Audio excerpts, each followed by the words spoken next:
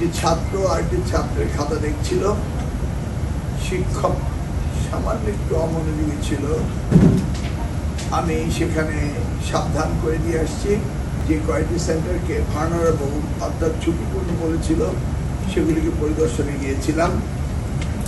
প্রথমে গিয়েছিলাম আমরা জয় মন্টপ উচ্চ বিদ্যালয় সিংগাই মানিকগঞ্জ। সেখানে একটি ছাত্র আরেকটি ছাত্রের খাতা দেখছিল। শিক্ষক সামান্য একটু অমনোযোগী ছিল। আমি সেখানে সাবধান করে দিয়ে আসছি এবং ম্যাজিস্ট্রেট সাহেবকে বলেছি এই ব্যাপারে তাদের সাবধান করতে। 2 নম্বরে আমি গেছি শাহরাইল উচ্চ বিদ্যালয় সিংগাই মানিকগঞ্জ। এটিকে অতিমাত্রা ঝুঁকিপূর্ণ কেন্দ্র হিসেবে তারা আখ্যায়িত করেছিল। সেই জন্য আমি ভেবেছি সরজমিন আমি দেখব। পরীক্ষা কেন্দ্রটি ভালো সুন্দর পরীক্ষা হচ্ছে, কিন্তু পরীক্ষা কেন্দ্রটি বাজারের মধ্যখানে, সেই জন্য এটিকে ঝুঁকিপূর্ণ হিসাবে বলেছে। কারণ প্রচুর জটলা হয়, যে কোনো সময় মব একটা হতে পারে, কিন্তু এটা তো এখন আর কোনো সম্ভাবনা নেই, কারণ অভিভাবকরা খুব অত্যন্ত সহনশীল এবং সহযোগী।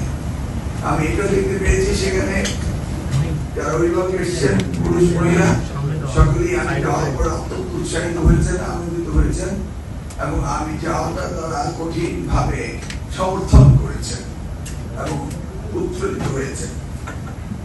3 নম্বর কেন্দ্রে আমি গেছি ঝড়া উচ্চ বিদ্যালয় সাবান। সেখানে খুব সুন্দর পরিবেশ, স্কুল কর্তৃপক্ষ, প্রশাসন এবং এলাকার জনগণ তারাও এই পরীক্ষা সম্পৃক্ত হয়েছে। অভিভাবকদেরকে তারা বাইরে তরমুজ পানি ও ঠান্ডা পানি খাওয়ানোর ব্যবস্থা করেছেন এবং তারাও বেশ আনন্দিত। আমি সেখানে গিয়েছি। কন্ট্রোল রুমে গিয়ে আমি সিসি ক্যামেরাগুলো দেখেছি এবং কন্ট্রোল রুমে সিসি ক্যামেরা রয়েছে এবং হেড এক্সামিনার কেন্দ্র সচিব তার কক্ষে বসেই রুমগুলি পর্যবেক্ষণ করছেন। আমি নির্দেশ দিয়েছি যে সিসি ফুটেজ 7 দিনের জন্য থাকে। আমি বলছি না, এটাকে আপনারা আর্কাইভে রেখে দেবেন, পরে কমপ্লেইন আসলে আমরা যেন ভেরিফাই করতে পারি। এরপর আমরা গিয়েছি Mofid Al school and college, Mofidi Al school and college Amin Bazar. এটাও খুব সুন্দর পরিবেশে, এখানেও অভিভাবকদের আপ্যায়নের ব্যবস্থা বাইরে ছিল। কলেজের পরিবেশ, স্কুলের পরিবেশ সুন্দর ছিল। সর্বশেষ আমরা মডেল একাডেমি পাইক পড়াতে গিয়েছিলাম। সেখানে দেখলাম খুব সুন্দর পরীক্ষা হচ্ছে, সিসি কন্ট্রোল সুন্দর হয়েছে, অভিভাবকদের ডিসিপ্লিন এবং অভিভাবকরা আমাকে সকলেই করতালের মাধ্যমে বলেছে আমরা চাই এরকম পরীক্ষা হোক। এ হলো আজকের পরীক্ষার কেন্দ্রে আমার ব্যক্তিগতভাবে ঘুরে আসা খবর।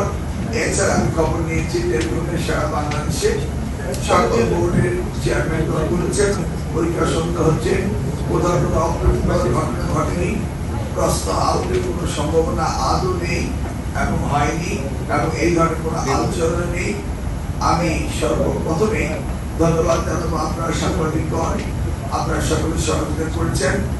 এই পরীক্ষা সুস্থ স্বাভাবিক হোক এই জন্য আপনারা পূর্ব থেকে বিভিন্ন ভাবে আমি যে পদক্ষেপগুলো নিয়েছি এগুলো বারবার টেলিভিশনে নিউজ পেপার প্রচারিত করেছেন বিধায় সারা জাতি জেনেছে যে পরীক্ষা এবার সুন্দর হবে এবং নকল মুক্ত হবে, প্রশ্নপত্র ফাঁস হবে না ইনশাআল্লাহ। আমি আশা করব যে আন্তর্জাতিকতা নিয়ে আমাদের এই চ্যালেঞ্জিংরা পরীক্ষা দিচ্ছে এটি সত্যি অভাবনীয় এবং তাদের যে আনন্দ উৎফুল্লতা আমি যাওয়ার পরে এতে আমি সত্যি সমাদৃত হয়েছি।